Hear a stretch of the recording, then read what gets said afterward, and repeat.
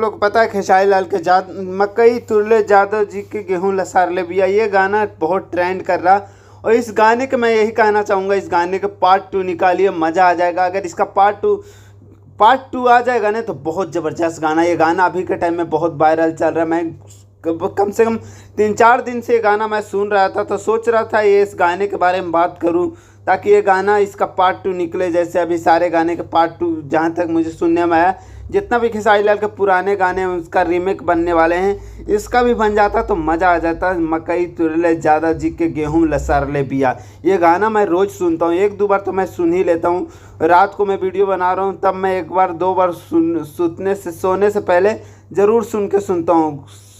मतलब सोने से पहले ज़रूर सुनता हूँ इस गाने के। गाना बहुत ज़बरदस्त, आप लोग एक बार सुनिएगा, आप लोग का मज़ा आ जाएगा। अगर आप लोग सुनिएगा तो खेसारी लाल यादव के पुराने टाइम के याद आ जाएगा, 2015 या 2012 के टाइम के याद आ जाएगा। और गाना बहुत ज़बरदस्त है। आप लोग कमेंट कीजिए और शेयर कीजिए ताकि इसका पार्ट 2 निकले जल्द से जल्द। ज़्यादा कुछ नहीं बोलता हूँ, लव यू, बाय।